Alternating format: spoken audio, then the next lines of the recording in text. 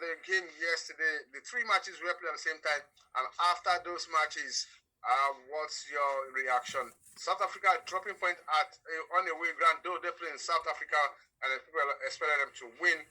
Benin Republic just do what they have to do. Then Nigeria also getting points away from them. The table has turned. South Africa is no longer in charge. They have to wait for Nigeria to do them a favor, while Nigeria is also expressing that they should not pick maximum points for us to qualify, while the Republic just need to win in Uyo for them to make it through. As a coach, how will you summarize yesterday's game and going into the final day that everything looks so unpredictable at this point in time? Thank you for having me once again, Mr. Olushola. It's a great pleasure to be here. Greeting to everyone and lovers of football. To be honest to you, the boys have done a fantastic job. Congratulations to them. Congratulations to Sekou, Chelle, the big elephant in the locker room of the Super Eagles. I think from day one, he came to the Super Eagles coaching job from March up to today. There's a lot of pressure in that team because the team has not done well for the first 4 matches they played, getting 3 points, and him know that he came to undo a job that is going difficult. So you can see it in the way the player plays, even the coach, everybody is nervous. There's a lot of pressure because they know that every match is a must-win match. They know that if they lose one match or play a draw, it may affect their going forward to the World Cup. So that's why you saw that the last 2-3 matches they have played, there's a lot of nervous. Even the last one they played yesterday, the first half you can see that there is a lot of less cohesion, less team play, less team understanding to play as a team in collective. But at the end of the day, second half we see a better football from the Super Eagles, and they are able to take the little pressure out of themselves. Now looking forward to the last match against Benin Republic. Yeah, you know Genetro very, very well. And he's coming to Uyo to come and defend. He's a defensive-minded coach. How do you think we should set our team up to unlock their defense? Because we need to score goals in that game. Yeah, right now, I strongly believe that you will see the best of Super Eagles. I'm very, very much confident in them because I said it from the one when Sekou come. I see, yes, I can see the light at the end of the tunnel, that they have the chance to qualify for the World Cup. Now, the ball is in our hand, and the ball is also the ball is also in the hand of Rwanda to do us favor against South Africa. South Africa. If they can be able to play draw there, I'm 100% confident that Super Eagles, you see the best of them because they know that is the last game they are going to play, and the game we decided where they are going to be in the order they are going to be in the World Cup, or they will remain home when the World Cup is going on. So for me, I think how they're going to play tomorrow that day. All I can say to the coach: don't let anxiety take the order of the day. Don't be too into anxiety. Get your balance, get your tactics well. Get the right balance on defense zone, midfield zone, because we saw yesterday the tactic was not so good. I have said it that Awokodare is not a starter. It's better for Awokodare to play as a joker. But yesterday they start him as a starter. Everyone that is glamoring for him, singing his praise after scoring 2 goals, that they should give him chance to start from the onset. They can see that his agility or in contribution to the team was too less, because I think that player is best for him to come in second half to come and contribute to the team. But I see at the end of the day, I strongly believe we're going to beat the Republic of Benin in the Uyo. But I hope that South Africa can lose against Rwanda or get a draw there. Then we can sing the praise of World Cup. Okay, and talking about attacking formation, you said Awokodare can come from the bench. Are you suggesting that Akko Adams will come from the bench? He will remain on the bench as well, or starting against alongside Victor Osimhen against Benin Republic? For me, if I'm to be in that position of Chelle, from onset I'm going to play 4-4-3, because I see that all the time we are playing 4-4-2, especially watch the match against Zimbabwe. When we play 4-4-2, we get exposed because the attacking striker does not understand how it takes when you lose the ball in the third half of the field, that you have to come to chase the defensive midfield of the opponent, that they can have one man less in the midfield. That is why you saw yesterday that it looked like there's Lesotho Lesotho dominated us in the midfield after we lost the ball in third zone because Aroko Dare did not come back to mark the defensive midfield of the opponent. But if you watch when Akol and Osima, you can see a good combination. They understand one another. Akol will fall a little bit to the midfield. You can see the agility in Akol. You can see that he's a skillful player. You can see the anxiety, the intensity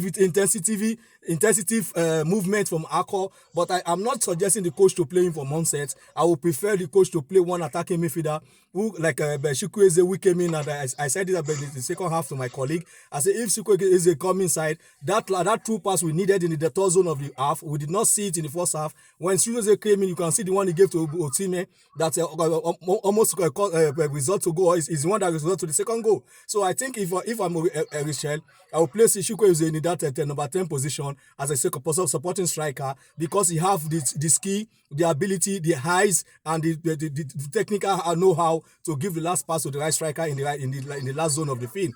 So when I see that it's not working, then if I need more goal or if I score a goal, if I need more goal in second half, now I can introduce somebody like Akol or I change my system to 3-5-2.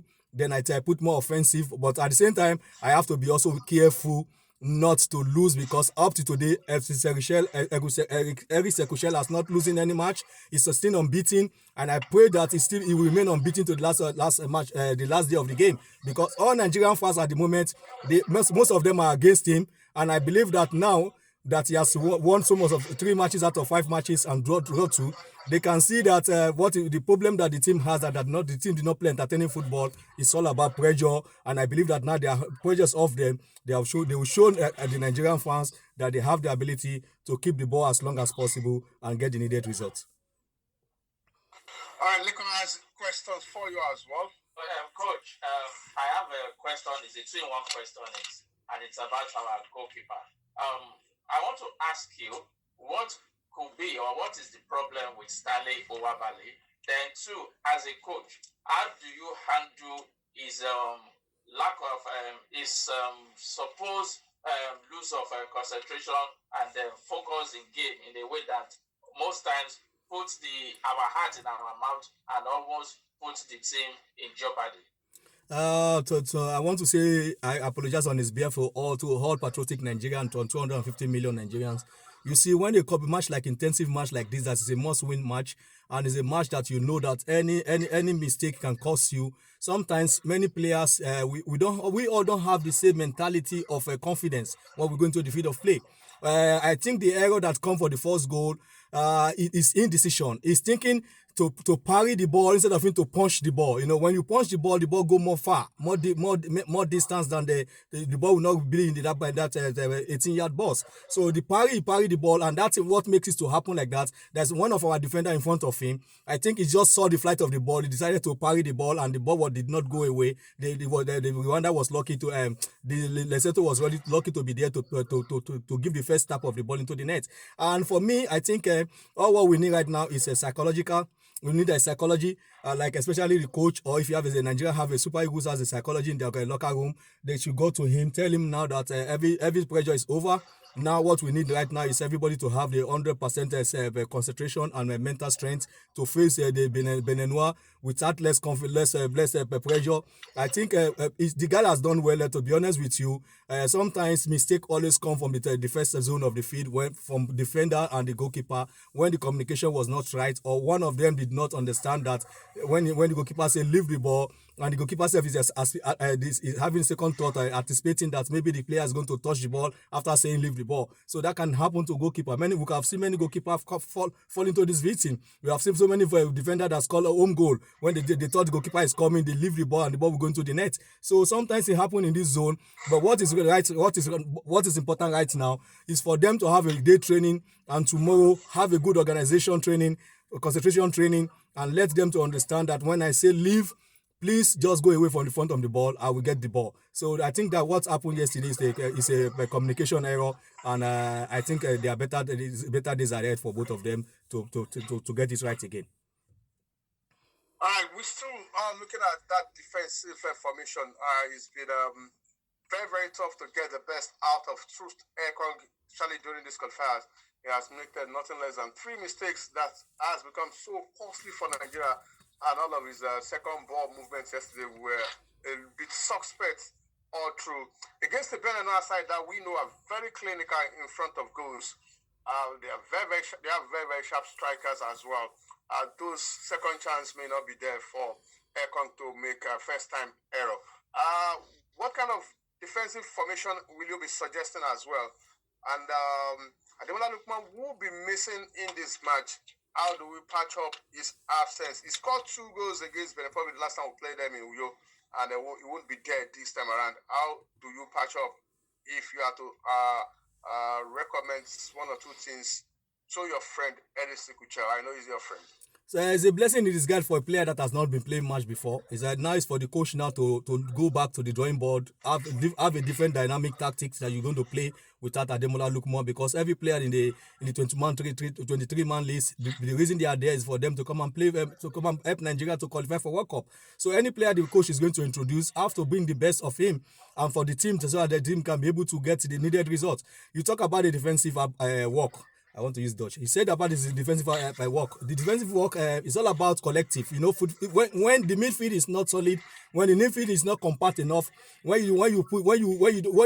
time you're supposed to mark in zone, you mark in you go man on one. You press to the opponent, then you expose your defensive line a lot. That's why you see when people park the bus like the Lesotho yesterday, it makes it difficult for you to put the last pass on the back of the net. The moment we scored the first goal, 2 penalty, you see that the second goal was easy to come because the Lesotho have to lose their low block. They have now to attack to open space for us to be able to penetrate. So defensive job is not about the Ekong or Samir Ajayi or Frederick or Bassi or Bruno. It's all about collective. More compact. When you lose the ball, compact in 4-5-1. When you get the ball, go back to your dynamic form you want to play. Maybe the diamond form you want to play, or you want to play 4-4-2, or you want to play 4-4-3. But what is important is when you lose the ball, quick as possible to come to compact together as a team, so that the opponents cannot have a space in the middle of the park. They have to play sideways, so that it's not so dangerous. I think for me, the reason why I love Ekong, I still have confidence. I tell to one of my guys, Ekong still have a lot to give to this match, to this team. So indeed, he also have a lot to give to this team. But it comes to player management, according for the coach, player management. That's why I said Pesero during the Nations Cup. I said Pesero, the best way to use Ekong is to play 3-5-2 or 3-4-3, because I know that if Ekong is playing as a libero, you have a less job. But you are playing 4-4-2 or 4-3-3, Ekong has to chase one defender, and you will know that his space is no more there like the way it used to be. His leg is weak a little bit. So as a coach, you have to know the tactic that will fit every individual player that you have in your locker room, so that you can play them when needed. But if you go and play them in a position where, in the system that a young boy have to play, where you have to run more, then you're going to expose your midfield or your defender. So that is all I can say about that. I hope that Chelle will get his tactics right and start his starting lineup right, and the kind of movement, the dynamic movement they are going to move for them to get the needed results. But I believe in Chelle so much that it's the last game, and I believe that he will give it all for us to get the needed results. I just pray that we can be able to score up to 2 goals or 3 goals, so that we can be in the race and South Africa have a draw there or lose their match. But I'm confident that at the end of the day, we will all sing hallelujah, hallelujah, hallelujah. Okay, coach, another one from me quickly.